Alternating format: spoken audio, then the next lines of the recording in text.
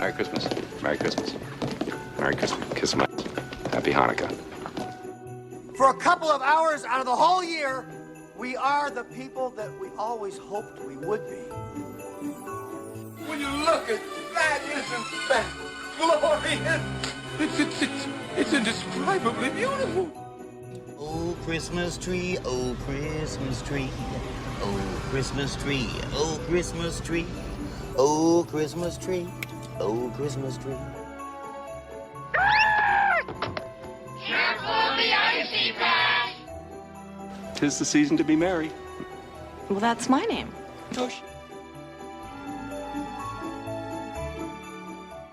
Hey, you're listening to the 30-something movie podcast. It's Christmas time. It's the season to be merry. Is that any of your names? Not tonight. Not tonight. Okay. All right. It isn't, but man, listening to that intro, there's like 40 movies I need to go watch right now. I mean, it's just, those were some pretty great drops. And frankly, that's the old intro. I was sitting around the other day, I was like, you know what? If I wasn't so behind on other stuff, I'm like, I'd like to do a new one with maybe like some other 90s movies and things like that. So maybe like in some of the episodes for later in this month, there might be a slightly different Christmas drop. But for that one, I was like, oh man, we gotta go watch Scrooged. Yeah, and even just listening to Ernest sing "Oh Christmas Tree," that right tree. There is worth the Christmas tree.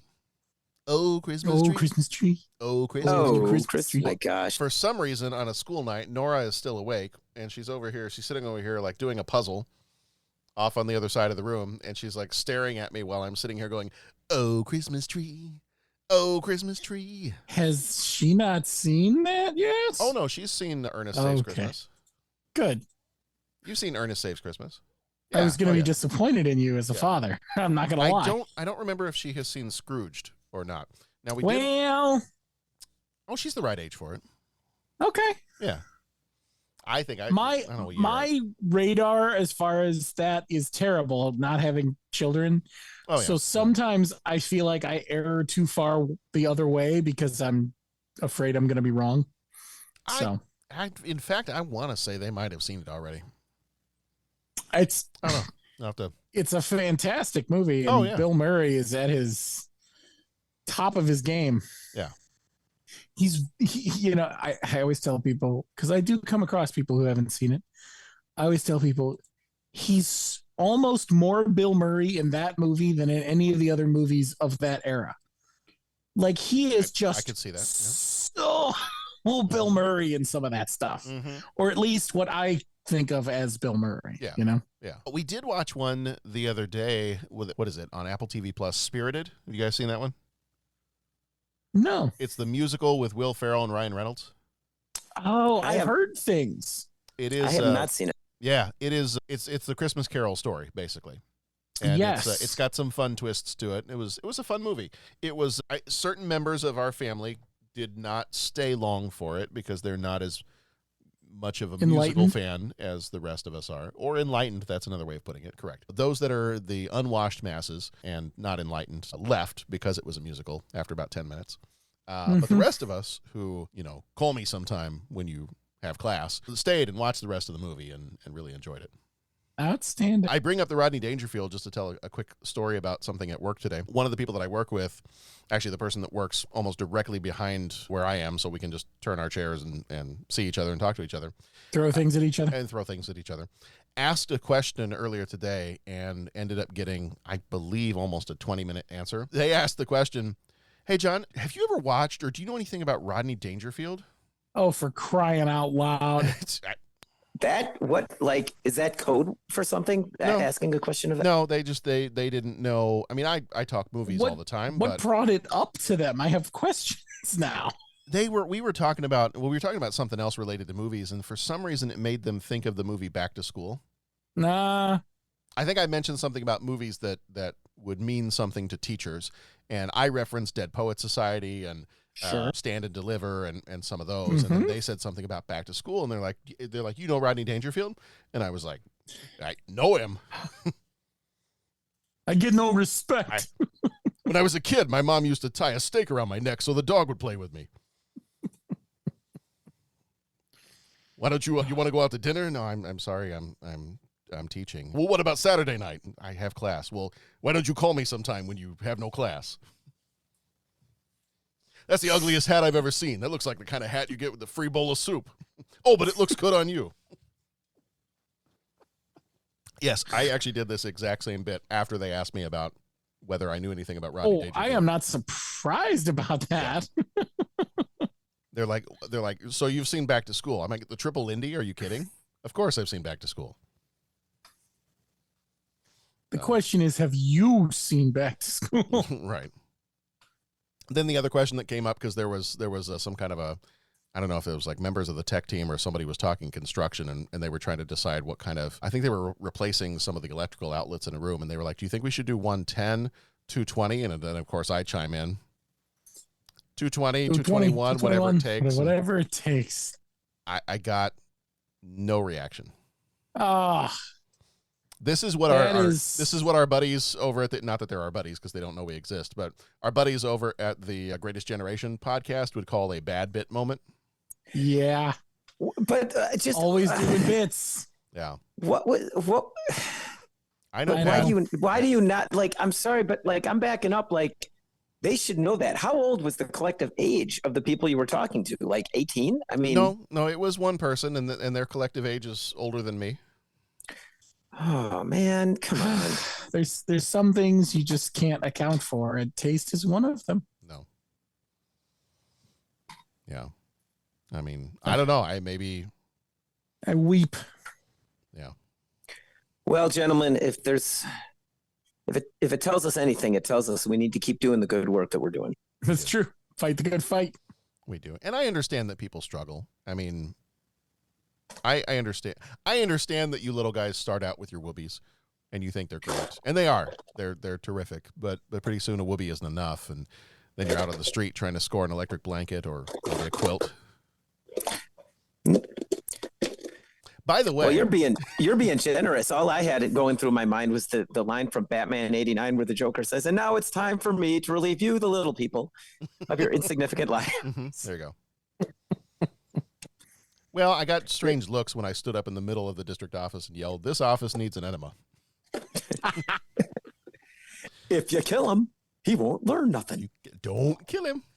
He won't learn nothing. And if any office needed an enema, I mean... Well, you know. So I mentioned all of the Mr. Mom stuff as a slight preview. For those of you that are our Patreon co-executive producers, that will be something fun that you will get when January comes around, because one of our Patreon shorts in January will be Mr. Mom from 1983.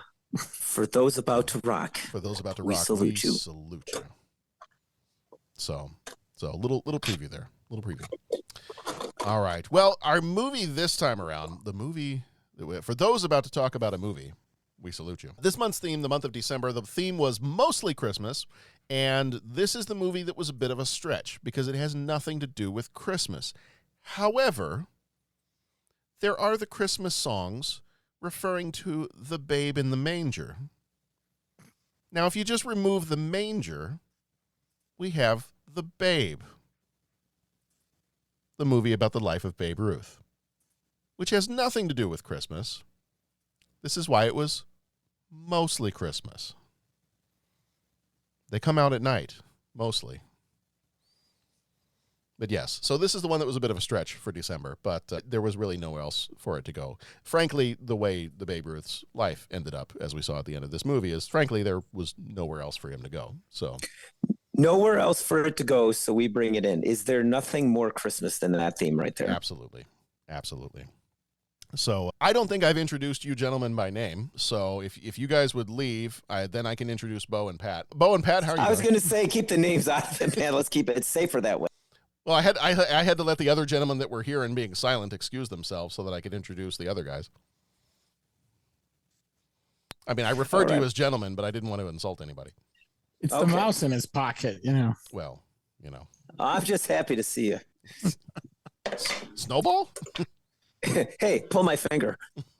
Yeah. So our movie this time around is The Babe. We spoil freely, so be warned. We just we're talking here. We're talking amongst ourselves. We'll give you a topic. It's going to be a movie. Visit our website 30podcast.com, where you can leave a rating, leave a voicemail, become a co-executive producer via Patreon if you are not already. Now is a great time to do that. We've got a lot of really great content out there. We've got a bunch of Patreon shorts, little like 10, 15-minute episodes. We've got the regular Patreon ones that come out each month, and then there are other benefits to being able to join there, telling us what movies to watch, joining us to talk about a movie on the episode. So yes, if you want to head over there, if you're thinking about, if you've enjoyed the show over the course of this year or many years, and you're like, hey, I wouldn't mind, throwing a buck or two every month towards the guys here, we greatly appreciate any support. If you can't support us in that way, then just tell people. If you tell two friends and they tell two friends, and so on, they tell two friends, on, that's also helpful as well. So but you do get bonus content if you are there over on Patreon with us. So we appreciate all of our Patreon co-executive producers that are over there, and just always have so much fun getting to talk to you guys and getting to know everybody over there. So, all right, this month in 92, because we are in one of the very first episodes, we kind of skipped a little bit because we had a bonus episode there. So I'm kind of treating this one as the beginning of the month. So we're going to hop in the DeLorean and we're going to jump back to December of 1992. When this baby hits 88 miles per hour, you're gonna see some serious.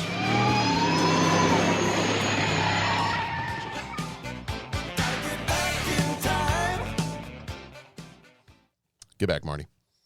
All right, let's see. This month in 92, the always fun names to say, if you remember this or not. Oddly enough, I remember this, and I think we mentioned this before because I think the original event happened back in May. Top news, December 1st, Amy Fisher was sentenced to between 5 and 15 years in prison for shooting Mary Jo Buttafuoco in the face. Wow. Yeah. So that's crazy. I remember that being all over the news. December 4th, the Somali Civil War. President George H.W. Bush orders 28,000 U.S. troops to Somalia. Famous births during December of 92. Some of us here may know the name of a Puerto Rican baseball infielder. He was an MLB All-Star in 2018 and 2019. Mr. Javier Baez. Was born December 1st, 1992. December 30th, 1992, Carson Wentz, the American NFL quarterback. He was in the Pro Bowl in 2017, played for the Philadelphia Eagles. He was born in Raleigh, North Carolina. Deaths in December of 92, December 18th, 92, Mark Goodson. You might know him from the Mark Goodson productions of The Price is Right, Password, and I've Got a Secret. He died of pancreatic cancer at age 77 in 1992. And possibly the saddest one of all is on December 30th of 1992, Ling Ling the panda, given to the United States by China, passed away at age 23. Oh, Ling Ling. Poor Ling Ling. Top sports news. As a lifelong Dallas Cowboys fan, it pains me that not only did both of these things happen on my birthday, but they both happened to teams in San Francisco. Number 6, the San Francisco Giants sign a record $43 million deal with Pirates MLB outfielder Barry Bonds. Mm. And also on December 6th, San Francisco 49ers wide receiver Jerry Rice catches an NFL record 101st touchdown with a 27-3 win over the Miami Dolphins. He wasn't so bad, that guy. No, he was pretty good. He did a thing or two.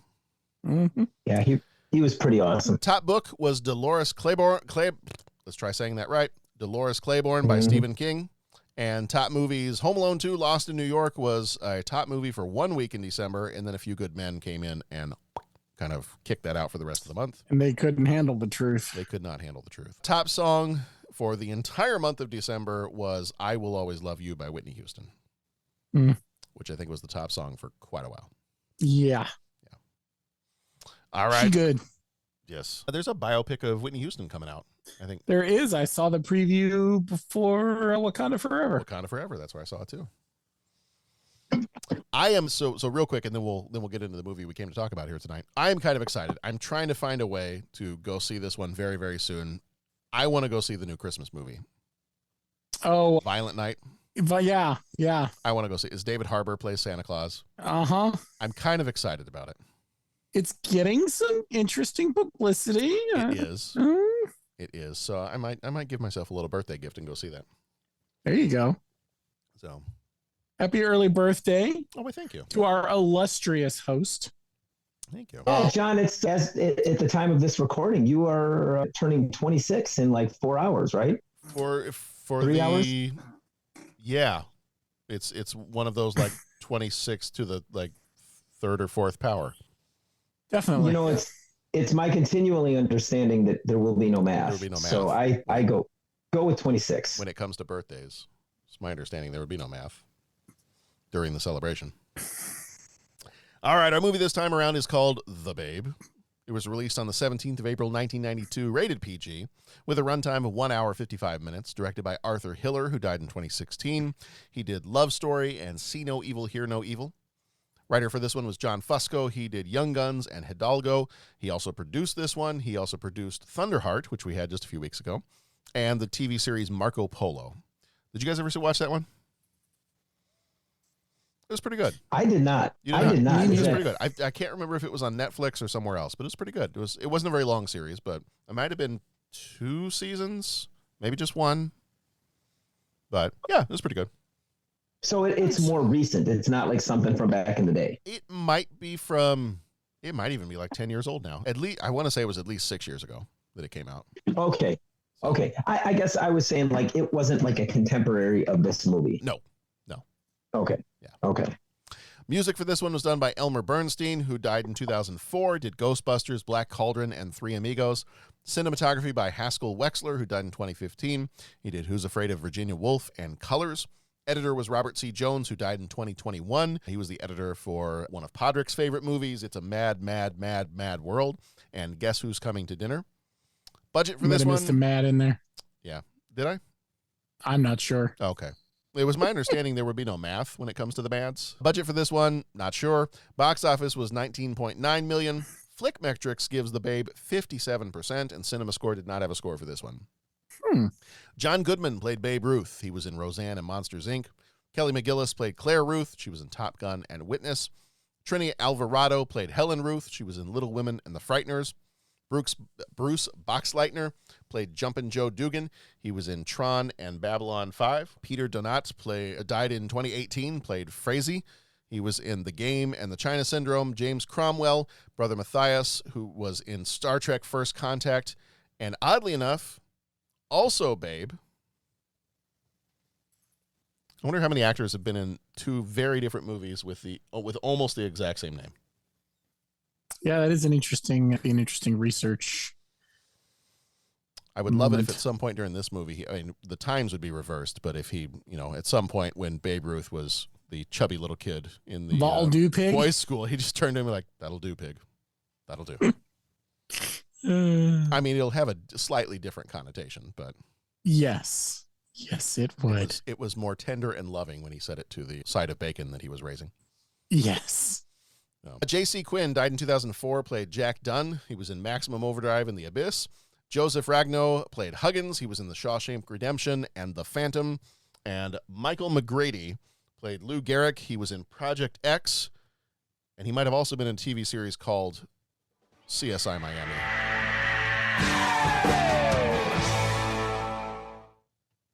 There we go. None of you could see that, but I took off my sunglasses right before I said that.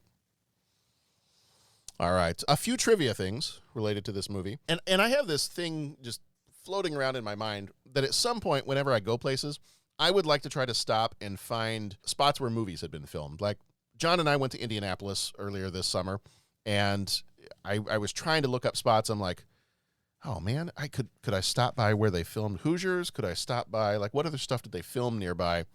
And I had, a few months ago, I had been driving through and, took a picture of the school from Ferris Bueller, the water tower, the Save Ferris water tower, like some of that stuff. I took the picture of the steps in Chicago from the Untouchables. So I've got in my brain, I'm like, you know what?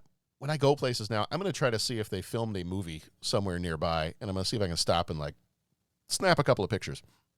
Well, this one in particular, not student teaching, but when I did, it was kind of like during or before you did student teaching as a teacher when you're still in college.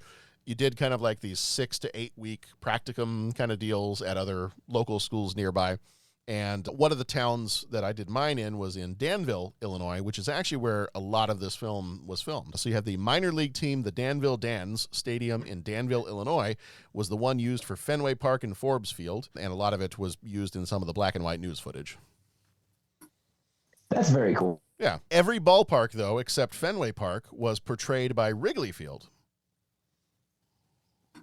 So fun little Chicago trivia there. A lot of this was filmed in the Chicago and Illinois area.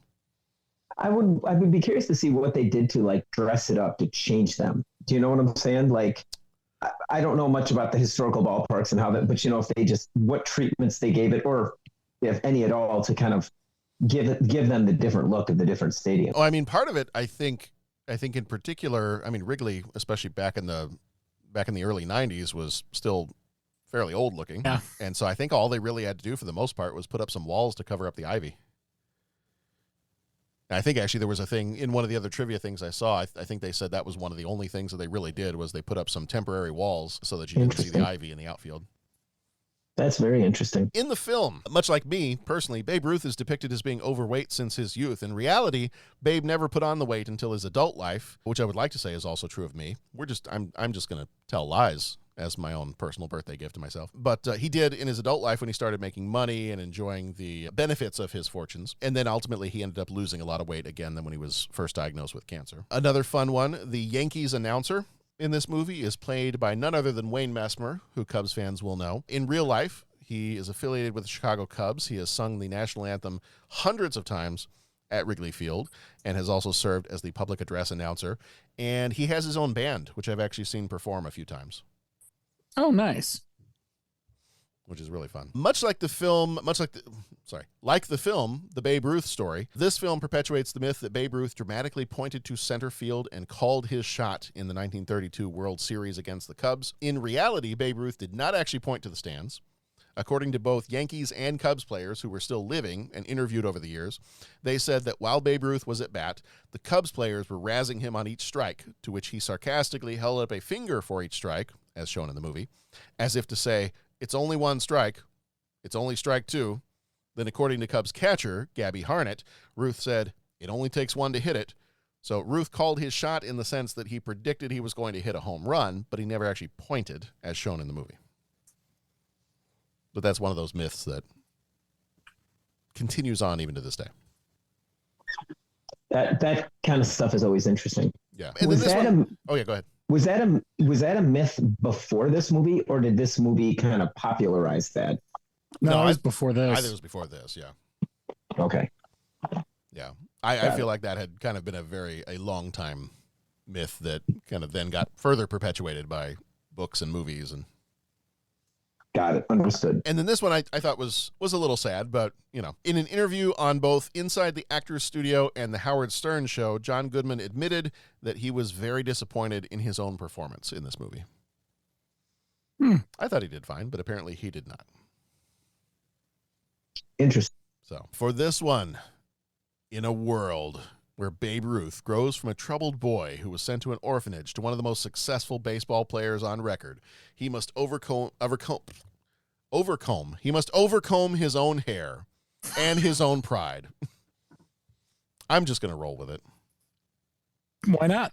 He must overcome his own hair and his pride to find a balance between family, baseball, follicles, and parties, or else he might just lose it all.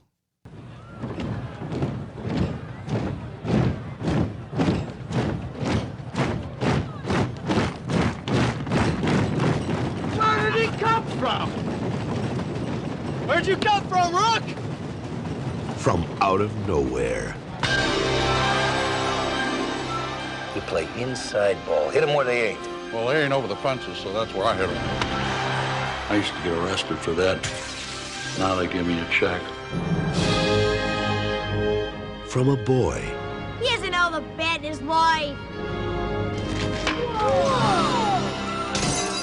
To a man. That ball is out of here! Babe Ruth. Yeah, I know. You're making more money than the president. And here's to you, fellas. Let's have a hell of a season. Anyway! He lived his life Was that big ape out on a rampage last night? like he played the game. What the hell are you gonna do with a son of a gun like that? You're still a big kid with 44 home runs and the saddest eyes I've ever seen. I don't even like baseball, but I love to watch you sacco. You're out! You better get your eyes checked. You're at it again. Why's everybody riding me? I ain't hurt nobody! I ain't hurt nobody! You are incorrigible. You are washed up! Babe's gonna sock you a home run. Does that make you feel better, Johnny? 2? Are you Santa Claus? That's good! Well, no, kiddo.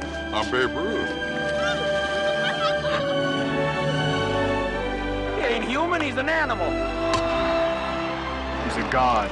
The man was a legend. Here, pass them out to all the fellas, will you, man? The legend was real. John Goodman, the Babe. All right, some major moments for this one. We're starting off. Major moment number 1 is St. Mary's Industrial School for Boys. We start off by finding out that basically his parents don't know what to do with him, so they drop him off and say, "So long, kid." Really, it seemed like his dad didn't know what to do with him, and then... Yeah, but his mom, I mean, it sounded like his mom had a lot of issues, too. But... Well, yeah, it sounded like mom wasn't able to handle life, and then dad didn't know how to handle the son. Right. So he's there, and we see kind of early on that it's kind of funny at the beginning. It shows the scene where, like, he's never picked up a bat before. He doesn't know how to play baseball, and the kids are kind of razzing him a little bit, and then he picks up the bat, and, you know, after taking a few swings, he at least knocks it over the fence. I don't know if that's the one where he knocks it into one of the stained glass windows, but then the brother Matthias is kind of... He's very impressed by the kid's skills. He's a bit of a baseball nut, the brother is. And so he's very impressed by young Mr. Ruth's skills. We fast forward a little bit to Babe Ruth is about 19 years old, a little bit later. And he is scouted by Jack Dunn. I'm calling this major moment the Dunn deal because Dunn chooses to adopt. He chooses to have a baseball team adopt Babe Ruth so that he can come play for them and will take on the responsibilities of adopting the young man. So he does take him on as a player, officially adopts him. The next major moment is the Babe in New York. So this is when he's with the Yankees. His fame and fortune are starting to grow, and this is where he's starting to lose track of some of it. You know, he's very enamored with the woman that he ultimately marries, and he buys her that farm and goes through all that. And we get the scenes where we find that when he's out on the farm, he's not quite as happy as when he's partying in the city, but she really wants nothing to do with partying in the city. So they are two very, very different people, and it's not working out well. And he's maybe not controlling his spending as best he could, and his drinking and his partying and eating and all those other things. So, but this is where, I mean, kind of the center of the movie, where we see him during his time in New York, and just all of the things that we know about Babe Ruth and all the legends that we know of. And the next major moment is one of those other legends that we mentioned during the trivia section, the calling the shot legend, where he's kind of took a little bit of a, let's say, life threw him a little bit of a curveball, and he was struggling a bit. And then Lou Gehrig shows up and starts to maybe outshine him slightly. And so the Babe kind of is in a little bit of a slump there, but then ends up coming out of it and starts hitting home runs again. The next major moment I'm officially calling the slump, and that is later on in his career when he really starts to lose it. And he had these dreams that one day he was going to be able to call all the shots. He was going to be a manager when he was past his time as a player. And really, because of his attitudes and behaviors and just how he managed himself as a human being, most of the baseball commissioner and the other managers really did not want to give him a shot at becoming his own manager. So he's kind of left to just be almost a novelty that will bring people into the gates, and never really gets the chance to manage his own team, especially not in the way that he wanted to. And then finally, they offer him minor leagues, and he doesn't want nothing to do with it. Right, like I'm too good for the minor leagues. Like, well, I mean, just hold on. It maybe start there. it's don't knock it until you've tried it, because they might give you something less if you say no. And then finally, kind of a sad way to end the movie is he meets up with the boy that had been the kid that was dying in the hospital that he promised he'd hit a home run for, and the boy was expected not to survive, and clearly he has survived into adulthood at this point, and meets up with him as he's walking through the tunnel after a game, and the boy, thanks him, or the man thanks him, and is so appreciative for it, and tells him, you're the best, babe. You're the absolute best. And he says this line, something along the lines of, I'm gone. I'm solid gone.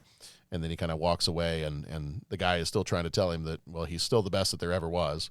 And, kind of as he walks through the tunnel, kind of a bit of a broken man at the end of the movie. So kind of a sad ending to his life. And then we find out that, a few years later, he would ultimately die of cancer, and that his health would not be so good towards the end of his life there. But did I hit, those are the major moments that I've got? Is there anything you feel like I missed? Anything additional we need to point out before we go on into our deeper thoughts?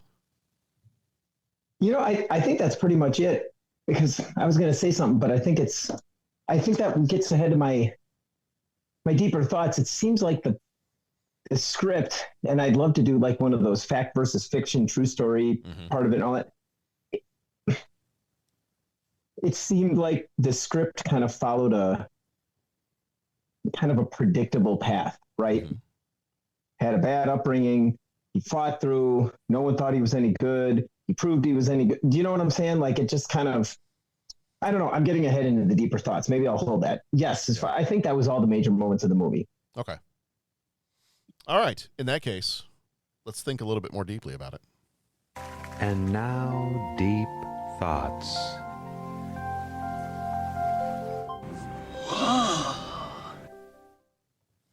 All right. Deep thoughts. Initial reactions. First of all, when was the first time you saw this movie?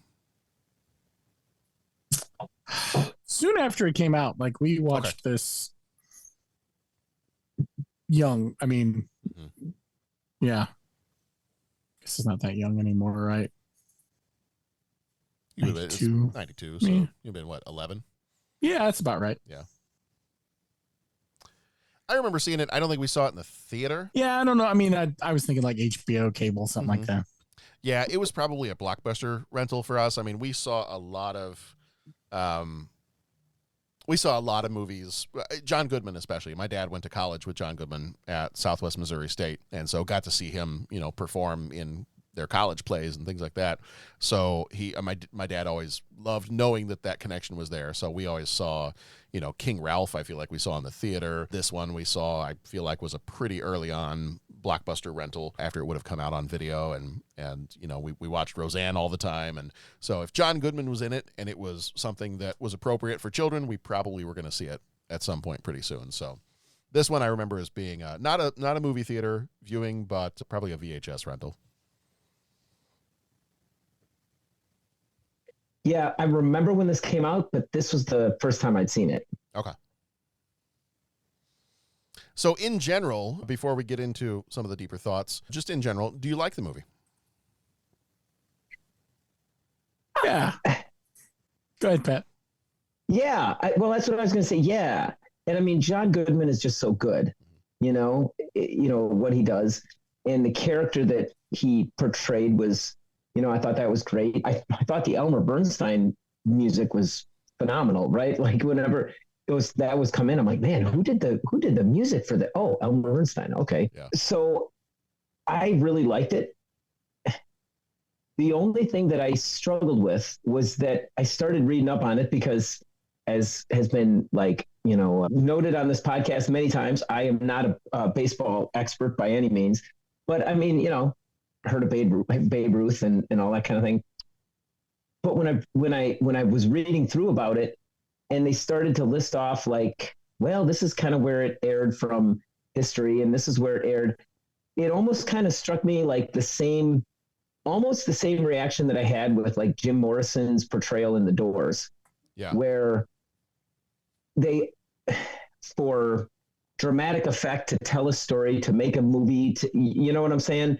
They almost brought out more of the eccentricities, and you really didn't see a complete picture of Babe Ruth, but you almost saw like a caricature of it to kind of make it more entertaining. Do you know what I'm saying? And I'm trying to say this delicately because I really, like I said, I don't want to be negative about the movie. It was fun. It was entertaining. There were parts of it that was really sad. And, you know, you look at it and it's like, wow, the guy just had like a completely self-destructive life.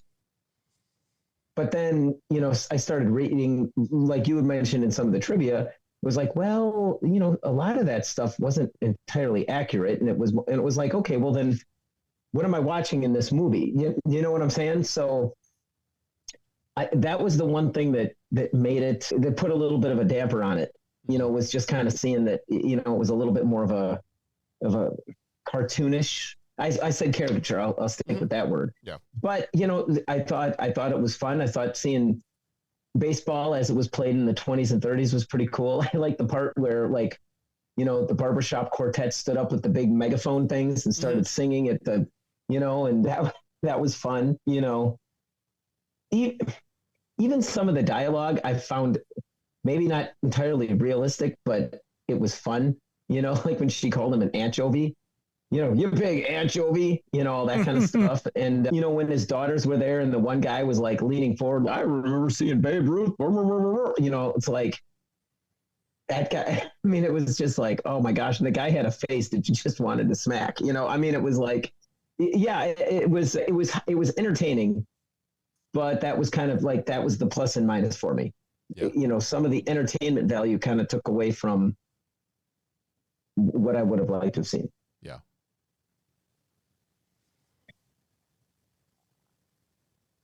Yeah, overall, I mean, as I've said before, when we talk about John Goodman movies, I always enjoy pretty much everything he's in.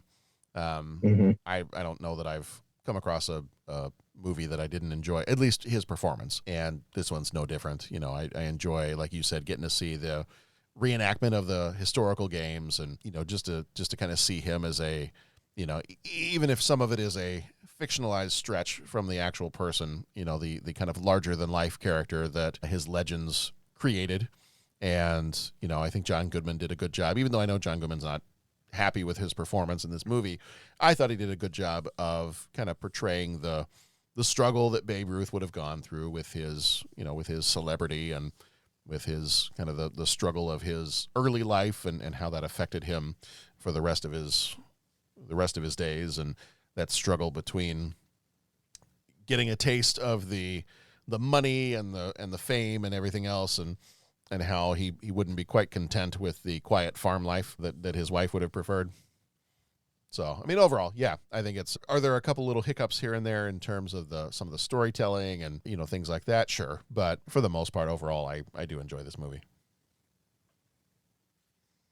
Yeah, I mean, everything you guys have said is true. John Goodman is an amazing actor, and it surprises me to hear that he didn't like his performance. But yeah, I'm a baseball fan before most other sports, so anything about baseball is gonna suck me in. So, and, you know, getting to see the human, even if it's slightly fictionalized, the human side of one of the greatest players of all time. Yeah. Good stuff. This and movie, he was go ahead. He was in the movie, they portrayed him as at least early on as a pitcher as well as a hitter. Like, I mean, was he? Yeah. And correct me if I'm wrong, that's pretty rare. Very. Was it more common back in the day, or no? Yeah, it was more common back then, but even then it was relatively rare. Okay. But now you've got, what was the guy this year? Oh gosh. We're just far enough removed from baseball season that I'm forgetting the guy's name. Mm-hmm. But there was a Shohei Ohtani, one of the first, you know, pitchers who could hit, and they wanted him in the everyday lineup. First time it's happened in a really long time. Came over from Japan. It's pretty good. So, yeah, so supposedly, now if these numbers are right, this says Babe Ruth's career pitching record was 94-46 with a 2.28 ERA. Yeah. I mean, that's That's pretty good.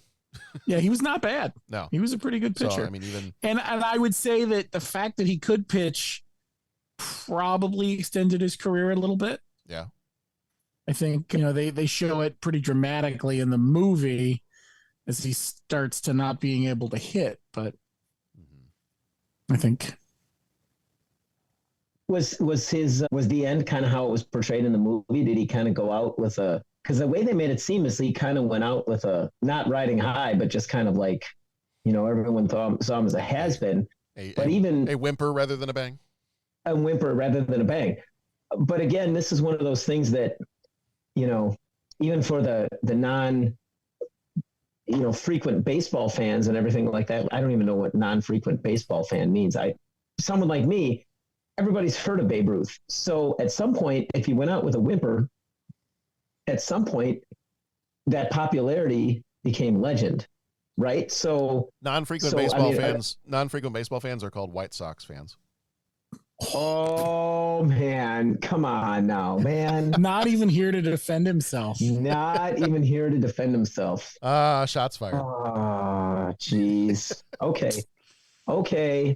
I love you, Dennis. So, oh man. So all I'm going to say is that accurate? And if it's accurate, what point did he become the stuff of legend again? I think he was destined to be a legend just by all the home runs he hit.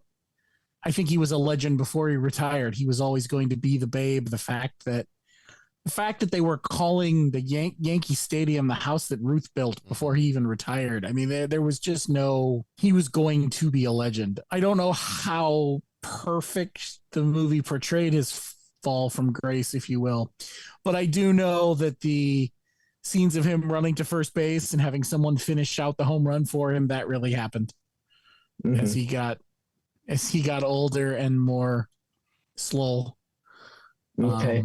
So, and that was legal. Like, well, he was the Babe and it was a home run. Okay. There are arguments now, like they're not even, to speed up the game now, they're not even doing full intentional walks anymore. You just send the guy down to first base. There's been talk before, but I don't think it ever gets very far with the players about doing, the ball went over the wall. You don't have to run out the home run. Like, let's just be done with this because baseball games take so darn long now. I don't think that will, oh God, I hope that will never go away. There's something special about that trot around the bases. Some of our listeners from the British Isles will appreciate when I say this, but every time somebody complains that a baseball game is too long, have you watched a cricket match? Well, and the answer to that question is always going to be no. Right. And is it that the baseball games have gotten so long, or is it just that our attention spans have gotten so short and what we look for has changed? Yes, is the answer. Yeah. Baseball games have gotten longer. There's documented proof of that, and the reasons for it are easy to point to, but it's hard to fix those things. Okay. Well, and I think some of his legend too comes from being on, I mean, that 1927 Yankees team, right? When you've got him and Lou Gehrig playing together, right? And DiMaggio at that point too, or no? Was he there too? I don't remember. I gotta look. Yeah, but anyway, I mean, to me, that when you hear about that kind of lineup, it reminds me of, and one of my favorite things about, living here. I was always a Michael Jordan fan, even as a kid. Like, I loved watching the Bulls even before I moved to Chicago.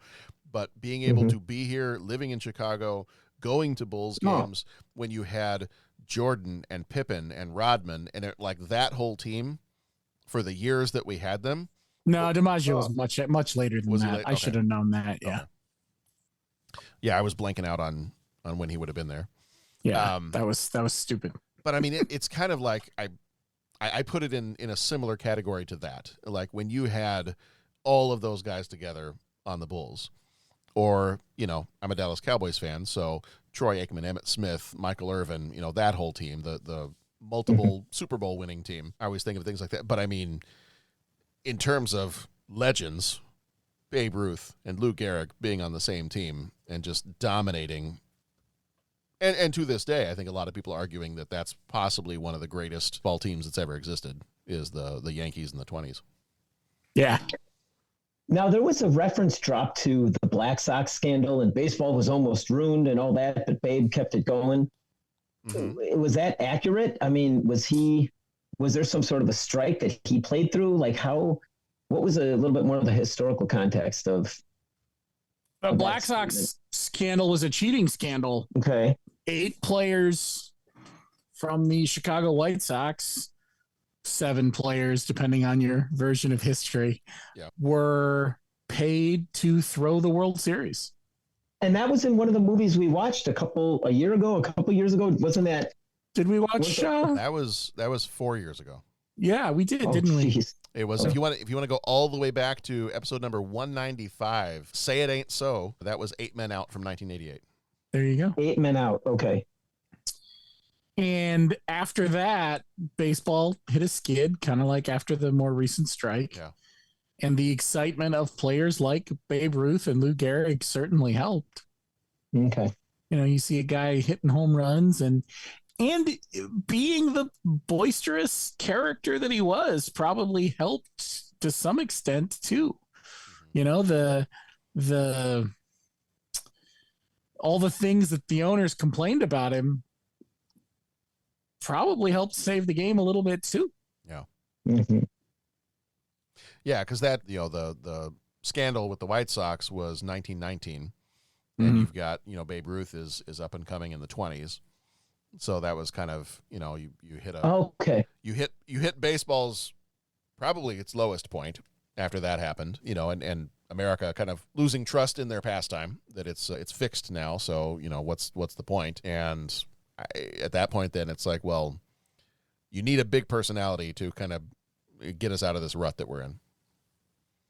Okay, so I had my timing off. That happened right before, and he kind of came up in the aftermath. The way I was like, oh, that somehow happened during his time, and okay, I understand that. It was the timeline. It was right around his time. His first year. Did he start in 19? Yeah, his first year was 1914 with the Red Sox. Okay. But he only played 5 games, so his first real year would have been the 1915 Red Sox. In 1919, he played. 1920 is when he got sold to the Yankees, so that's right after the season after all that. Yeah, so in 1919, he played 130 games for the Boston Red Sox, and he hit 29 home runs. So he wasn't the Babe Ruth that sold to the Yankees, which is another publicity thing. He was sold to the Yankees to pay a debt on a musical that the owner of the Red Sox had produced, and he owed people some money.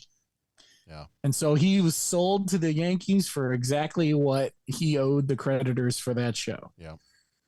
And then so you had the White Sox scandal in 1919. Well, his first season with the Yankees in 1920, I was looking at some of his stats here. He goes and hits 54 home runs and 134 RBIs.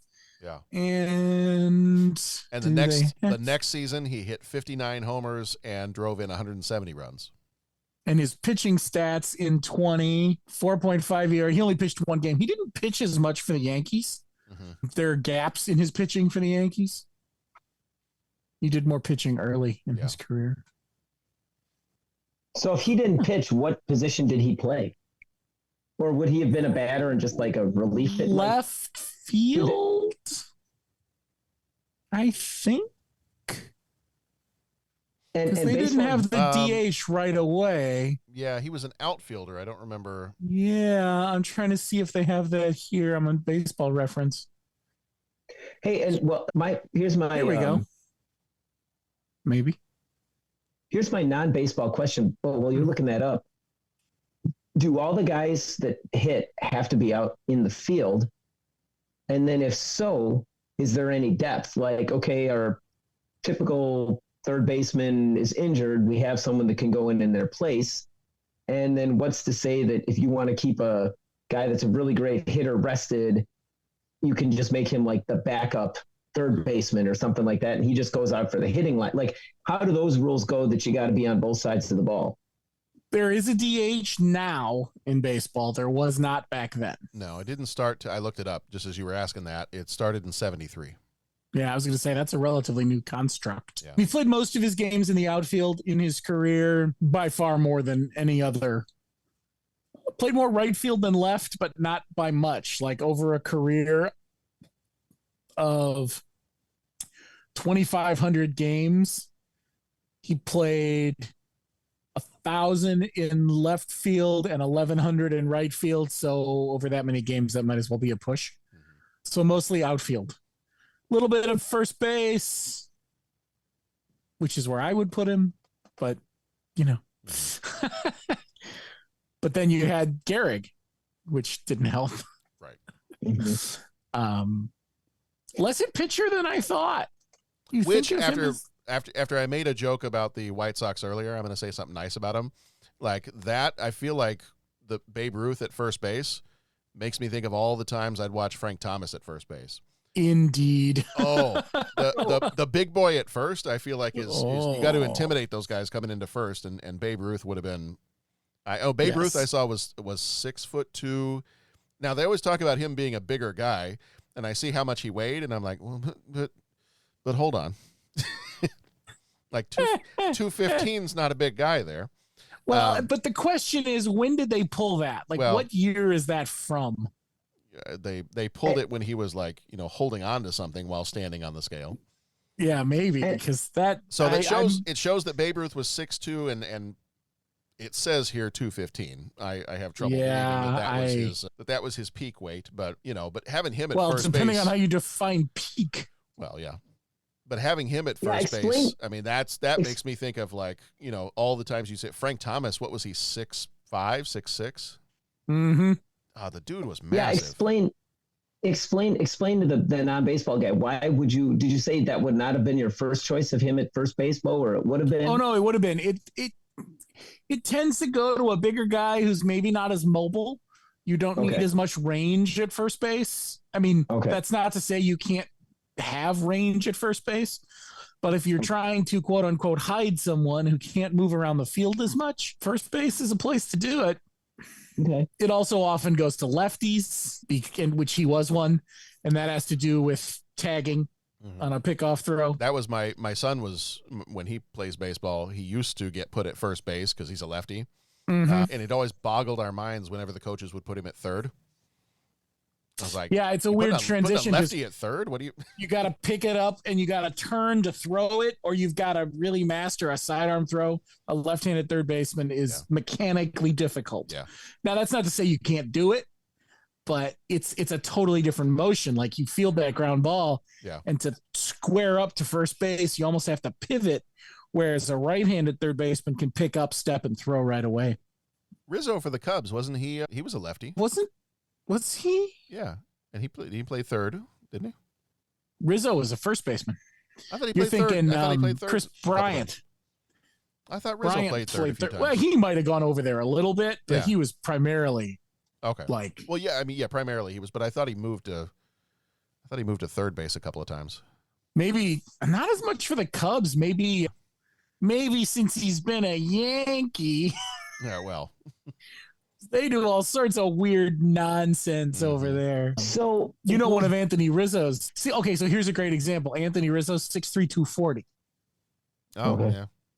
But he's that tall? Oh, yeah, he's a big boy. Oh, man. But let's not forget, you were right. Bats left, throws left. You were right there. I'm just going to point out, this is why I don't play baseball, because I'm not 6'3". Right. It's a different 240. I mean, you put 240 on Anthony Rizzo, that is mostly muscle, as opposed to maybe Babe Ruth's 215, which I still don't buy. I'd like to say that 240 of me is muscle. Wouldn't that be great to say? I can't account for the rest of it, but indeed, indeed. I'm looking up to see because Baseball Reference does a great breakdown by position. The rest is padding to protect the muscle, right? Because you need that. I have my own exoskeleton. That's what I'm calling it. Was Babe Ruth a switch hitter like they showed? Yeah. Because they threw it in there, and it was almost like it was kind of a joke when he did it, though. Like, he did it to fool around. He's not officially listed as a switch hitter, but I do believe he did that on occasion. Yeah. Okay. Looking for, is it appearances that I'm looking for? Yeah, it is. He has Rizzo only played one game at third base. Okay. All right. I feel like I remembered because Rizzo was one of John's favorite players when he was on the Cubs. Well, and it might have been a big deal when he did, because a lefty third baseman is a strange deal. Yeah. And there were a few games when John was playing that they put him over at third, and Sharon and I are sitting over there going, okay. Yeah. All right. We'll see how this goes. What's amazing me is in that year he played second base for 10 games. Really? What it doesn't do in this is tell you how many innings in those 10 games. Well, yeah, that's true. And he also played 157 games at first base that year. Well, there's only 162 in a season, so the math doesn't quite add up. He could have played second base for an inning or something silly. It was my understanding that there would be no math. Indeed. All right. Before we get to our three questions, do we have anything else that we want to say about the Babe? Well, the times he was showing up for training camp and kind of above the... Was that accurate? I mean, how was he as a teammate? Because the movie kind of painted it as he was standing up to authority, and, basically that whole thing with the manager where he's just like, get in there, Ruth. And he's like, dude, whatever. And then he's just sitting there walloping him out of the park, just so that was kind of there. So the manager could be sitting there going, God, what do you do with a guy like that? But then on the flip side, there's been plenty of times that we've seen, you see people with a lot of talent, but they're not coachable, and that becomes a problem. So, I mean, I don't know. Was he that guy? Well, that's a tough one. I think so. I get the feeling from everything you read that was the case. A great example is you hear a lot of how this movie was inaccurate about some things. You don't hear that it was inaccurate about that. Okay, that was my question. Yeah. Well, and if I remember right, during the 30s, when you had the Great Depression, that a bunch of players from across Major League Baseball and all sports, I believe, took pay cuts because of the economy, tanking as it did. And he did not. He was pretty stubborn about it. He's like, nope, you're going to pay me what I bring people to the stands. You're going to pay me what you're going to pay me, because without me, you got no baseball. So that Ruth built. Apparently, right. And apparently he was very stubborn. He was very selfish, much like it showed in the movie. He drank, he partied. From other things that I had read, he played well in games, but when it came to practices and off-season training and things like that, he basically was a no-show. Yeah. Which I'm sure endeared him to his teammates when he also chose not to take pay cuts when everyone else was voluntarily taking pay cuts. Or involuntarily taking pay cuts. Yeah. And this is no indictment upon the movie, because, those are aspects that the movie showed. But that's kind of hard to see, And obviously, we're all human beings, and even the, great ball players are human beings with failings and all that. But that's the part that just kind of makes it be like, I know it ended with "you're the greatest ever" and all that kind of stuff, but when you hear those other things, that doesn't come across as a statement, of look how great you are. It just kind of comes across as, well, we're just trying to feed this guy's ego. Mm-hmm. You know what I'm saying? Like, I guess I would have been, and again, this is not investment in the movie per se, but it's like, I guess it's easier to cheer for a person if you saw him out there sweating with the team and taking the pay cuts and all that kind of thing. Yeah. Do you know what I'm saying? And before I get angry mail from all the fans out there and all that, I'm not trying to take anybody down, but it's, well, and I guess maybe that's changed a little bit too, especially with now that everyone's on Twitter and knows everybody's business and all that. But, we don't, have to put our sports heroes on pedestals quite so much anymore. Yeah. But it's that kind of part of it is hard to see, you know. Yeah. I mean, you know, it's funny you mentioned like the Bulls and Jordan, and that's what watching The Last Dance. Did you ever watch The Last Dance? Yeah. Oh yeah. Okay. Because when we talked, I know you were saying like was that you, John? You were like maybe holding off because you didn't want to see it tarnish the image that you had, or was I thinking of someone else? No, I mean, I just hadn't watched it yet. Okay. That sounds like Dennis, maybe. Might be. You know, at the time, I think as it was coming out, because it was 6 parts, wasn't it? Something like, yeah. Sounds right. I feel like at the time, the whole thing hadn't come out yet, and I was already kind of a little bit behind on some of the episodes. So I'm like, yeah, I'm probably just going to wait until the whole thing comes out, and then I'll catch it as one big thing. Yeah. Yeah.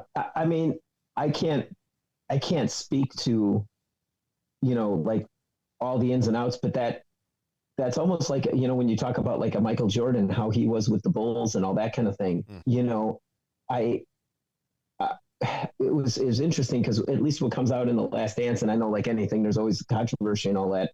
But I mean, what seemed to come out in there is that he was very present in the training camps and all that, or, you know, all the off season and possibly over present. I mean, he was going so hard at practice that drove people nuts.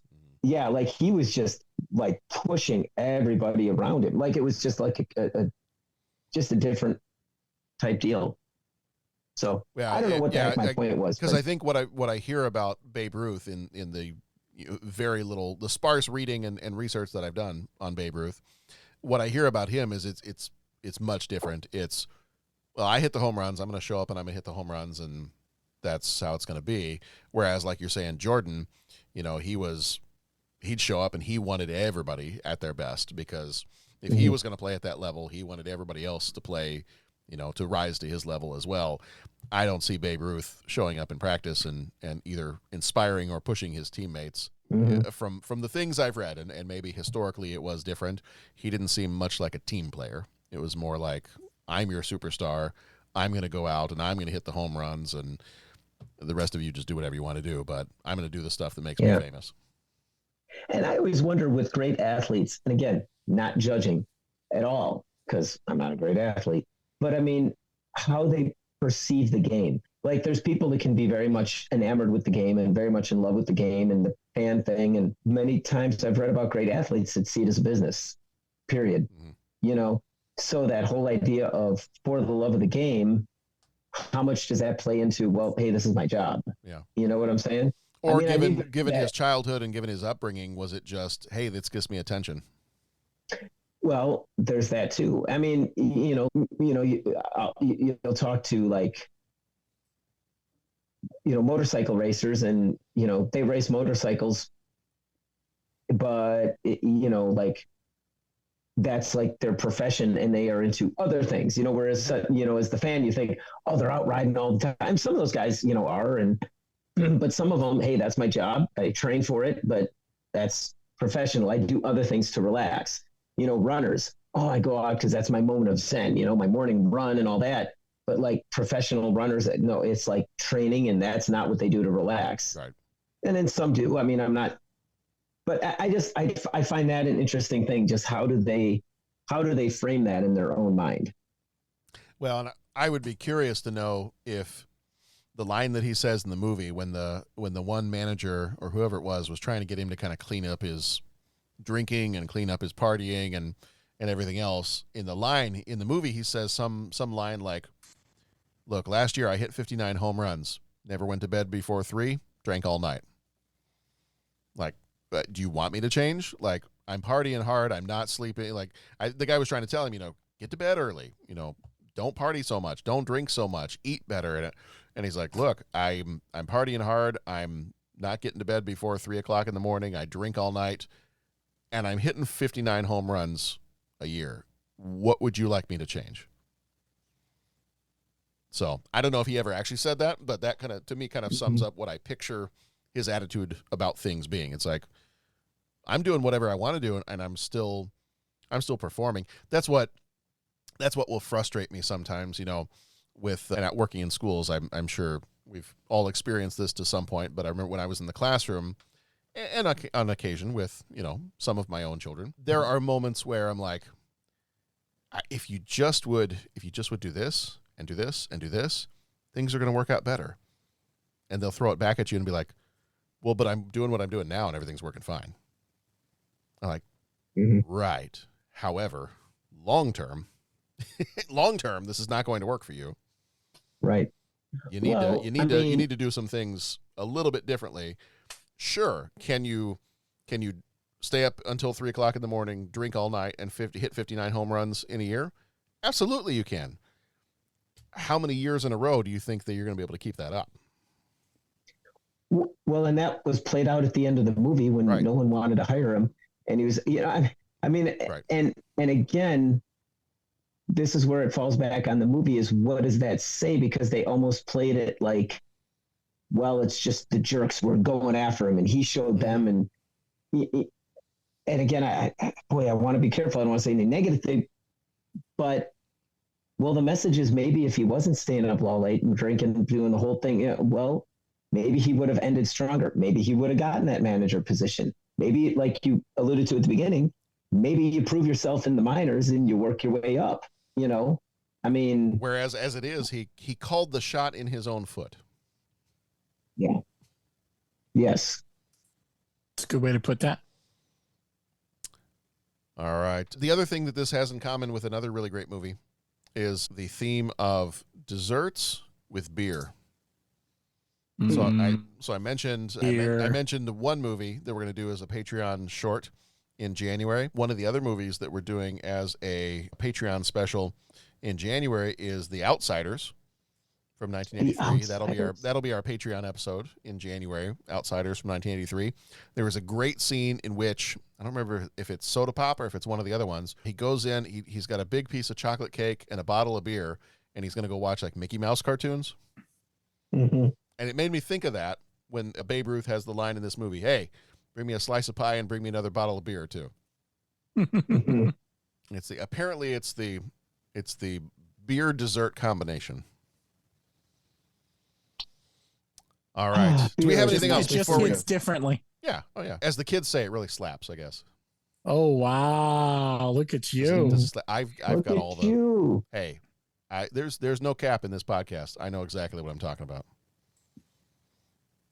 Now, granted, I have been asked not to drop any of this slang in public. Okay. But sometimes the kids will tolerate it when I do it in the privacy of our own home. As long as I don't put 3 or more slang terms in the same sentence. Then apparently that's not good. Or feed the slang terms after midnight. That's also true. Don't get them wet. Don't feed them after midnight. But if a piece of food gets stuck in its teeth and then after midnight it comes out.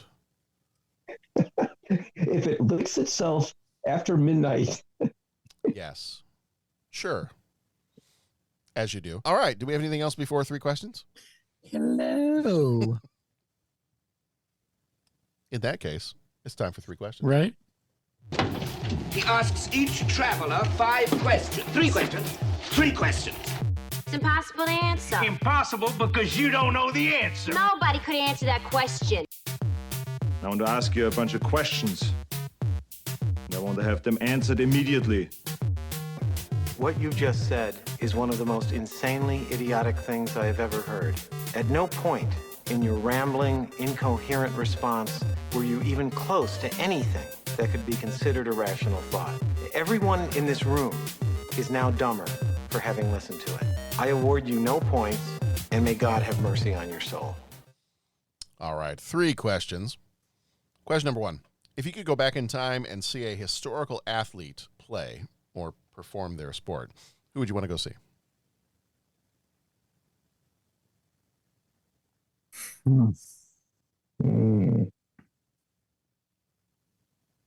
I'm opting for a couple different ones. Either Emmitt Smith in his prime, or I would like to go back and see live, because I don't remember if I ever did. I would like to go back and see live and I apologize in advance to our Oklahoma contingent, Ricky Williams, when he was in his prime running for the Texas Longhorns. Mm-hmm. Because watching him run was a thing of beauty. Or Vince Young in the national championship game. Okay. I've been thinking like Ron Santo. Mm-hmm. Like, I think that would be amazing. Yeah.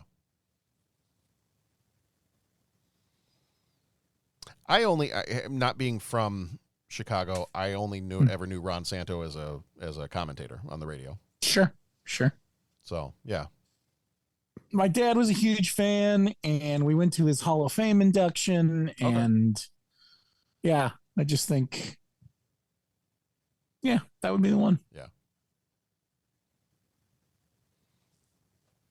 Patrick? Oh, whoa, where did my voice go? She's gone. I think getting to see Ayrton Senna drive a car live, like watching him race.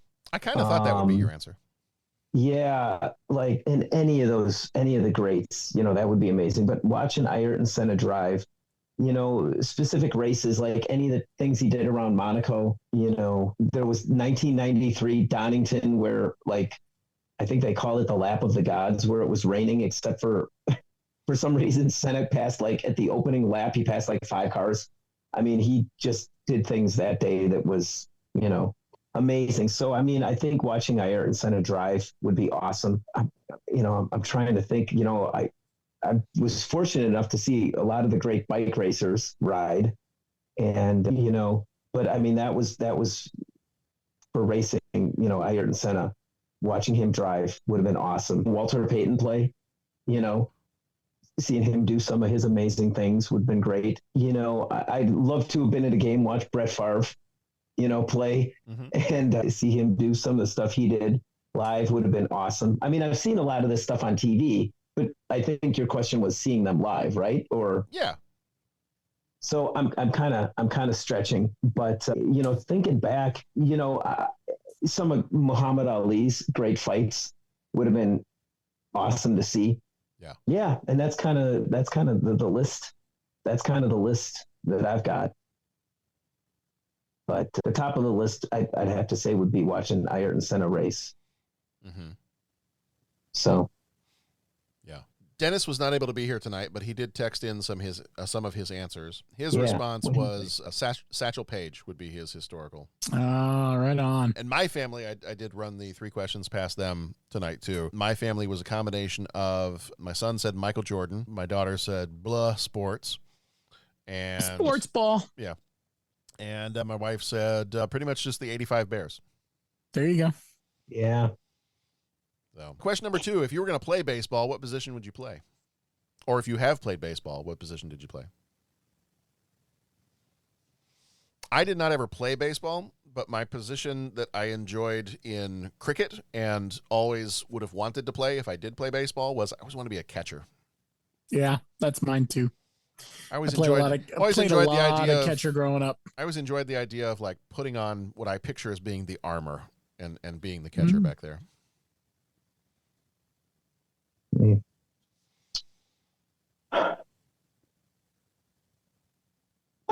I'd like to be the color commentator. Okay. You know what I'm saying? Yeah. That'd be fun. I get excited about things and, just a bit outside. Although I don't think he was the color. Yeah. But he wasn't functioning as the color commentator, was he? No, that was the play-by-play, but the sentiment still stands. How about that? Mm-hmm. Yeah. Okay, that works. Hey, jumping back to question 1, here's one that would have been great. Have you ever read about the original Dream Team? Before, it was sometime it was like right before the Olympics started, and they had like a scrimmage that turned into like an all-out, just hardcore game. Did you guys ever read about that? Yeah, that sounds cool. I've read about that. That would have been the game to see. Like that, like just being in the stands and watching those guys go at it. And from all accounts, they went at it. You know what I'm saying? I mean, that would have been really cool. Dennis did play baseball. And yeah, he did. He was a pitcher. He said, though, in hindsight, I wish I played more outfield or third base. All right. What is your favorite, final question, what is your favorite John Goodman role? Oh, this, my friend, is not fair. I know. Evil question. Who wants to go first? It's easy one for me, Walter Sobchak. Yeah, I figured you'd take Wally. I mean, I love The Big Lebowski, and he is just great in that movie. Yeah, with John Goodman, it's always got to be comedy. It's just a question of which one. I actually really liked him in, it was an Amazon Prime show, Alpha House. He played a senator, and I thought the show was great. It was sad that it was only 2 seasons worth. But then, well, I'll hit some more after John goes. I don't want to take one. Well, I'm always a fan of Walter, and I was looking on down the list, and I was like, oh man, there's a lot of stuff here. The one I'm going to have to go for, though, and I will share my answer by way of quoting part of the movie. You mean you busted out of jail? No, ma'am, we released ourselves of our own recognizance. What Avell here is trying to say is that we felt the institution no longer had anything to offer us. I am going Raising Arizona. Nice. Good choice. I love him in that movie. And I mean, there's going down his list of the movies he's been in. There's so many of them that I could rattle off. I love his part in Oh Brother, Where Art Thou? Of course, Revenge of the Nerds, when he's the coach. Always. I actually love him. I know that, that movie is not always the most popular one, but I thought he was a great character in Always. What was his character's name? Al, I think was his name. Of course, Delbert from Arachnophobia. And as much as some people don't like King Ralph, I do like King Ralph, so... Oh yeah, that's a great one. We've got another one coming up with him, which I have not seen in a very long time, but I always remember really liking this movie and seeing it several times. We got the one coming up in January, Matinee. Oh yeah. So, yeah. He's really good in his guest starring role in The West Wing, I think. Yes, that was the one I was gonna say. He plays No, you're fine. That was that was my runner-up. So no, this is perfect. I made a suggestion the other day that if we start running out of, which I don't know if we're going to, but if we start running out of TV shows to watch, if we finished all the seasons of all the shows that we're currently watching, I think I made a suggestion not that long ago that maybe we should go back and restart West Wing. Nice. Dennis did chime in and he said, I know many of you will pick Roseanne or Big Lebowski, but I'm going to go with Cloverfield Lane, 10 Cloverfield Lane, which I think was Oscar worthy. Very nice. So he was really good. I did not see that. Oh, it's very good.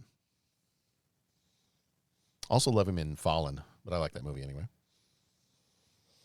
He plays Jonesy, one of the cops. Mm-hmm. And time is on his side. All right. I think that was, did we all get in on question 3 there?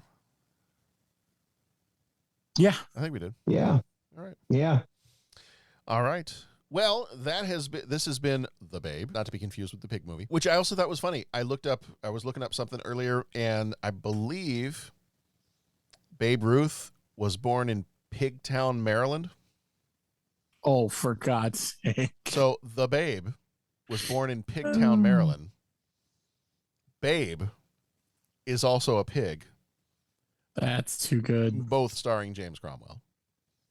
The crossovers are unending. It's like we're astronauts on some kind of a Star Trek. Couldn't help yourself, could ya? I couldn't. I'm sorry. I mean, I could have, but no, I really couldn't. All right. Well, our next episodes coming up because our Patreon episodes this month, Eating Raoul from 1982 is our main Patreon episode. Christmas Story Christmas and Conan the Barbarian are the Patreon shorts that are going to be out this month. And then the regular episodes we've got, the last few episodes we've had so far in December we did the Rocketeer 40th anniversary interview I did with writer and artist Steve Bryant, who was really inspired by Dave Stevens and his work on The Rocketeer. We had Santa Claus the movie that we did with Podrick as one of our special episodes. That one was 1985, I think, was Santa Claus the movie. Obviously, the one that you're listening to right now is The Babe. Next week, we've got All I Want for Christmas, followed up with Home Alone 2. We have a special bonus episode that I'm not going to mention just yet, but it will come out on Christmas Day. That will be our little Christmas gift to you, but I'm not going to tell you what it is. You're going to find out on Christmas Day, so make sure that you are subscribed to the podcast so that you can get that when it comes out. And then finally, we're going to end off the year with The Muppet Christmas Carol. Then, when we get into January, our Patreon episodes for January, The Outsiders from 1983 will be our main Patreon episode. Our Patreon shorts will be Mr. Mom from 1983, and somehow in a 10 to 15 minute episode, I'm going to do a little Patreon short on my favorite movies that I saw during 2022. So I will see if see if I can keep that into 10 to 15 minutes. It's not going to happen. But we're going to do our best. This Patreon short will be 15 hours in a departure from our normally scheduled service. When we say short, I mean, it's all relative. And then we start off the year. We start off our 1993 year with Jurassic Park, which coincidentally is episode 450. We're already halfway from 400 to 500, gents. That's crazy. So we start 1993 with episode 450, Jurassic Park, followed up with the next week with Matinee, Free Willy, and then one that I'm sure Pat will enjoy and have a lot to say about. We finish up the month of January with Dragon, the Bruce Lee story. Woo! I'm excited for that movie, man. I am excited. All kinds of good stuff. All right. Well, Patrick, Bo, thank you so much. Thank you, John. Thanks, John. And everybody, we're still a little bit away from Christmas, but hopefully you're having a good December, that you're having a good holiday season. If you celebrate any of the holidays, whether it's Christmas, Hanukkah, Festivus, Taco Tuesday, whatever you want to celebrate. Toyotathon, I don't know. Pick one. Celebrate. Celebrate yourself if you want to. I don't know. But we hope you're having a great holiday season, and Merry Christmas if you do celebrate it, coming up here soon. And we'll see you back here next week for All I Want for Christmas. Not the Mariah Carey song, although we might sing it. I promise everyone I will not sing it. I can't promise that Pat won't. Pat will not be singing. I said I can't promise that Pat won't. I didn't say Pat wouldn't promise that Pat won't. I see. So there's a chance. So you're saying there's a chance. Samsonite. Oh, boy. I was way off. All right, everybody. We'll see you back here next week. Be excellent to each other. Go watch some good movies. And drink some eggnog.